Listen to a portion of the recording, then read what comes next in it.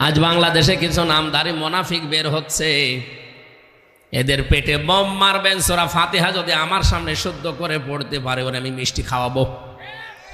অথচ তারা ফতোয়া দিচ্ছে যে কোরআনে কারিমে কোনো রাজনীতির সম্পর্ক নেই। আমার এই ছোট মাথা দিয়ে আমি কোরআনে 918 জায়গায় পেয়েছি রাজনীতির কথা। 918 জায়গায় আমার এই ছোট মাথায় আছে। যাদের বড় বড় মাথা এরা আরো বেশি পাবে। কবরের যে 3টা প্রশ্ন, 3টাই রাজনৈতিক প্রশ্ন।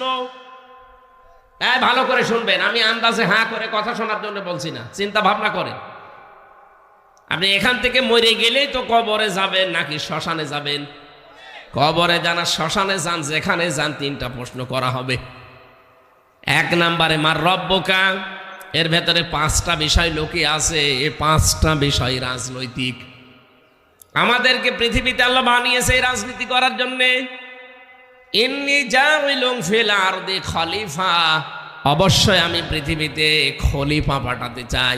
আল্লাহ কি বলেছিলেন যে আমি মানুষ পাঠাতে চাই? না, বলেননি। তিনি বলেছিলেন আমি খলিফা পাঠাতে চাই। ও বাংলার জনগণ, বলেন তো এই আয়াতের ভেতরে আল্লাহ কিন্তু ইন্নী, অবশ্যই আমি, জাইলুন ফিল আরদি, আমি পাঠাতে চাই জমিনে। আল্লাহ এখানে বলতে পারতেন না ফিল কি? ফিল কি? আমরা যেখানে থাকি। আজ বাংলাদেশে তো খলিফা পাওয়া যায় না জমিনে, পাওয়া যায় খানকায়। আরে কুমিল্লা, ব্রাহ্মণবাড়িয়া এগুলো আরো বেশি। কত খানকা খুলে বসে আছে, নতুন নতুন খানকা, সেখান থেকে খলিফা বের হয়। আমি অমক দরবারের খলিফা। তোরা কি আল্লাহ দরবারে পাঠিয়েছে? তাহলে ইন্নী জাইলুন ফিল খানকা দিত, ইন্নী জাইলুন ফিল মাসাজিদি খলিফা, ইন্নী জাইলুন ফিল মাদারিসি খলিফা, আমি মসজিদে মাদ্রাসায় খলিফা পাঠাতে চাই। এই কথা আল্লাহ বলতে পারতেন। কি বলেছেন? আপনি ওই সব জায়গায় কি করেন সব সময়? আপনাকে তো জমিনে থাকা লাগবে। ইন্নী জাইলুন ফিল আরদি, আমি জমিনে খলিফা পাঠাবো। জমিনে আমরা খলিফা আল্লাহর যারা দাবি করছি তারা নেই, এই জন্যই তো জালেমরা জমিন ফাঁকা পেয়েছে। কথা কি বোঝেন নাকি আন্দাজে ঠিক বলেন? সত্য সত্যই যদি আমরা জমিনে থাকতে পারতাম, জালেমরা জমিন আজ ফাঁকা পেত না, যা মনে চায় তাই করতে পারতো না। আপনি আজকে লুৎফুজ্জামান বাবরের বক্তব্য দেখেছেন সকালবেলা।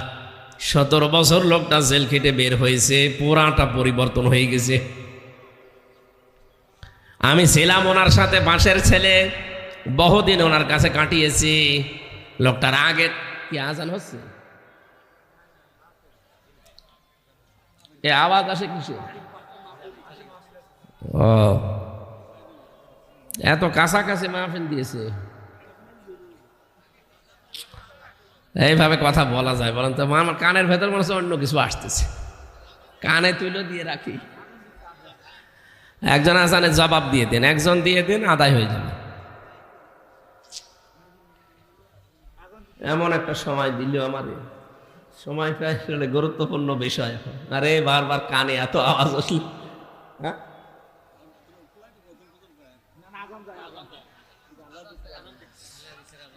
আমি ক্লাসের আকারে কথা বলি তো। আমার বিশ্ববিদ্যালয়ে যেভাবে ক্লাস পেয়েছি, আমি যে কোনো বিষয়ে কথা বললে 40-45 মিনিট ক্লাস নেই, যেন অন্তত যারা বসে আছে 1 ঘন্টার ভেতরে একটা 10টা শিক্ষা নিয়ে বাড়ি যেতে পারে। ওই যে ওয়াজ করে যারা কানে হাত দিয়ে, 2.5 ঘন্টা হযরতে মুসা নবীর কাহিনী বলছে, ও নিজেও বোঝে না, যারা শুনে ওরাও বোঝে না। তো ওটা বললে আমি করবো কি? এই জন্য আমি 10 মিনিট বলি, অন্তত 10 মিনিটই আমার করণীয় কি বর্জনীয় কি এটা যেন আমার জানা যায়।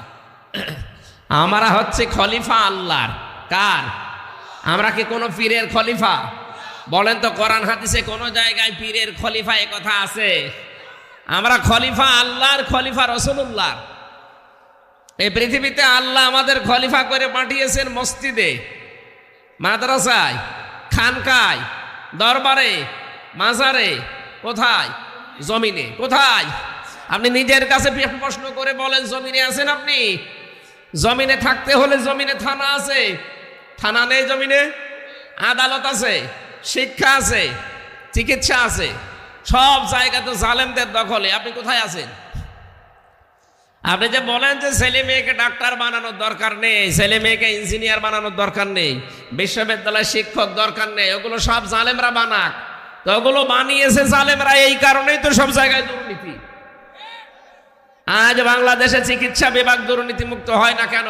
ডাক্তারগুলো আজ যদি আমরা ডাক্তার শাহিন জাদ্দারের মতো বানাতে পারতাম, বরিশালের, খুলনার ডাক্তার মতিয়ার রহমানের মতো বানাতে পারতাম, ডক্টরগুলো ডক্টর ফয়জুল হক সিলেট বিশ্ববিদ্যালয় এরকম ডক্টর উপহার দিতে পারতাম, ডক্টর নাসির উদ্দিন মিজি এরকম ডক্টর যদি বানাতে পারতাম বিশ্ববিদ্যালয়ে, শিক্ষা ব্যবস্থা পরিবর্তন করে ফেলতাম। সবগুলো বসে আছে জালেমদের সন্তানরা, ওরা যা ওদের ছেলে মেয়েও তা। এই জন্যই তো জায়গাগুলো দুর্নীতি মুক্ত হয় না। আর এই যে কুমিল্লা না, এটা এর পাশের জেলা চাঁদপুরের এক মহিলা, আমি মাঝে মাঝে মামলার হাজিরা দিতে যাই, তো দেখা হয় আল্লাহর ওলির সাথে, ফিটনেসবিহীন বিএনপি, লাইসেন্সবিহীন জামাত, এ ঘোষণা দিত না। এখন তার নিজেরই ফিটনেস নেই আর লাইসেন্স তো নেই। ওই জায়গাগুলো আজ যদি সত্যি আমরা এরকম মানুষগুলো পাঠাতে পারতাম, সত্যি আমরা খলিফার দায়িত্ব যদি বুঝে নিয়ে পালন করতে পারতাম, এই পৃথিবীটা মিনি জান্নাত হয়ে যেত। এমনকি বাংলাদেশটা আমরা মিনি জান্নাত বানিয়ে ফেলতে পারতাম। সেটা পারি নাই, কারণ যেখানে যাওয়া দরকার আমরা ওই জায়গায় যাই না। আমরা মসজিদে খানকায় বসে হো হো করছি। হোসেন দামাত বারকাতুহুমুল আলিয়া, মাহফিলের সম্মানিত মুফাসসিরিন ইকরাম, বিশেষ করে মাজলুম আলেম দ্বীন শাইখুল হাদিস মুফতি জসিমউদ্দিন রহমানী ঢাকা, আমার পরে আলোচনা রাখবেন মাওলানা কারি আব্দুল্লাহ আল আমিন ঢাকা, এতক্ষণ যারা কথা বললেন মাওলানা মুফতি আমিনুল ইসলাম, মাওলানা হুসাইন মাহফুজ, মাওলানা হিফজুর রহমান নাইম, মাওলানা আব্দুল হক, কারি মাহবুবুর রহমান সরকার, মাওলানা শফিকুল ইসলাম, মাওলানা মনিরুল হক। বিশেষ আকর্ষণ হিসাবে আপনাদের কাছে মনে হয় মাগরিবের পরে সুরের জগতে মাতিয়ে রাখবেন শিল্পী রকনুজ্জামান, আমাদের খুলনা বিভাগের কৃতি সন্তান। এতক্ষণ যিনি আপনাদেরকে ইসলামী সঙ্গীত দিয়ে মাতিয়ে রেখেছিলেন, আমাদের খুলনা বিভাগের কৃতি সন্তান শিল্পী কবির বিন সামাদ।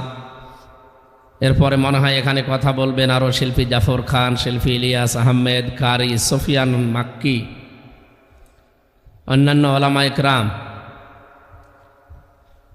সৌজন্যে যিনি আছেন মোহাম্মদ আবদুল্লাহ, মোহাম্মদ বিন আবদুল্লাহ। মঞ্চে বসা ওলামা ইকরাম, সামনে বসা মুসলমান ভাইরা, পর্দার আড়ালের সম্মানিতা মা এবং বোনেরা, প্রশাসনের ভাইরা, প্রাণপ্রিয় কুমিল্লাবাসী, আল্লাহর দরবারে শুকরিয়া জানাচ্ছি যিনি আমাদেরকে কোরআনের জন্য সময় ব্যয় করার সুযোগ দিয়েছে। এটা একটা নিয়ামত। আহলুল কোরআন হুম আহলুল্লাহি ওয়া খাসসাতু, কোরআনওয়ালা যারা এরাই আল্লাহর পরিবারভুক্ত এবং এরা খাস লোক। সুতরাং এই পৃথিবীতে এখন 850 কোটির উপরে মানুষ আমরা আছি, মাত্র 210 কোটি মুসলিম। এর ভেতরে সবচাইতে বেশি আল্লাহর কাছে প্রিয় এবং খাস হচ্ছে যাদের কাছে কোরআন আছে। বাংলাদেশে 96% মুসলমান। জরিপ চালালে দেখবেন এই দেশে মাত্র 100 জনের 5 জন মানুষ কোরআন শরীফ পড়তে পারে। এ রিপোর্ট খুব ভালো রিপোর্ট নাকি? না, এটা তো পড়ার বিষয়। বুঝতে হলে দেখবেন একজনের মাত্র 100 জনের, এই 5 জনের ভেতরে মাত্র 1 জন পড়ে শুদ্ধ করে আর বোঝে শুদ্ধ করে। এই হিসাব নিকাশ করলে দেখা যাচ্ছে যে এই দেশে 96% মুসলমান দাবি করে যদি অবস্থা এই হয়, যে সমস্ত দেশে মুসলিম মাত্র 2 ভাগ, 3 ভাগ, 4 ভাগ, 5 ভাগ, আপনি হিসাব করে দেখেন তাদের অবস্থা কোথায়। এই জন্য এর সাথে আমাদের সম্পর্ক আরো বাড়ানোর জন্য আহ্বান জানাচ্ছি। এটা দরকার। পৃথিবীতে উপরে উঠতে হলে কোরআন বাদ দিয়ে উঠতে পারবেন না।